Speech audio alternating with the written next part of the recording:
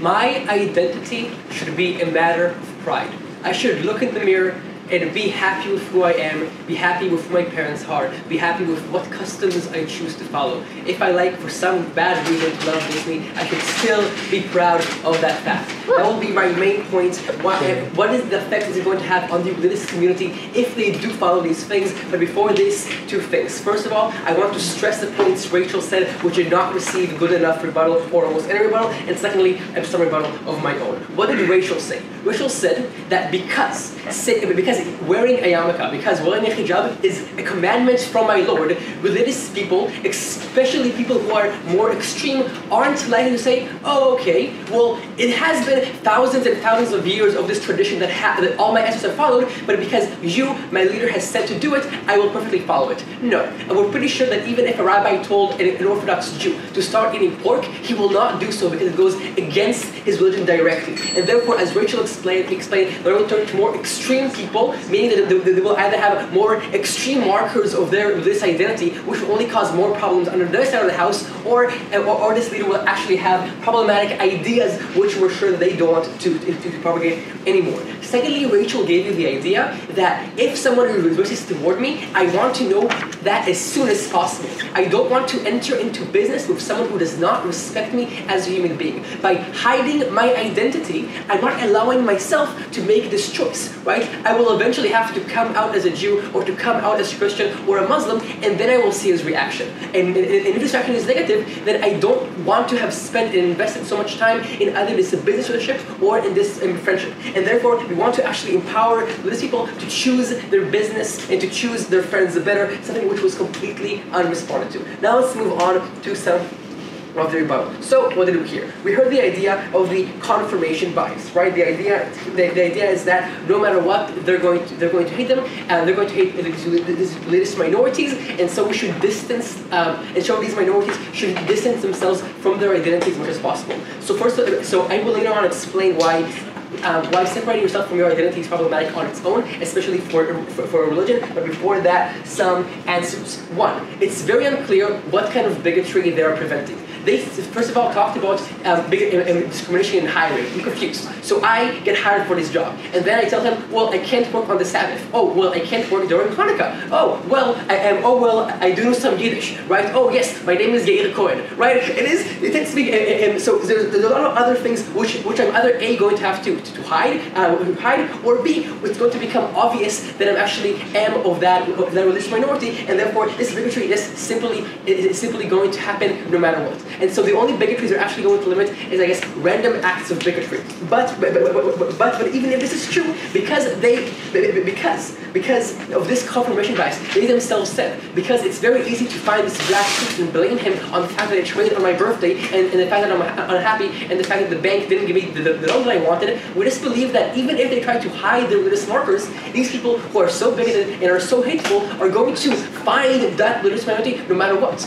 It's very easy to go to a synagogue, to go to a mosque, and find those same people, and then wreak havoc and hurt them in any way that I want, right? It's very easy to desecrate a Jewish graveyard because it's marked as a Jewish graveyard, and so we're really not solving that problem. So really not that problem either, especially because that problem either. And so what we see is that this bigotry that they attempt to kind of hide and they attempt to kind of mediate simply will not be in most cases, and therefore there's no delta under their side of the house. Before I move on to explain the extreme importance of respecting yourself and your identity and your ancestors, I would love a PY from second house. First house. Okay.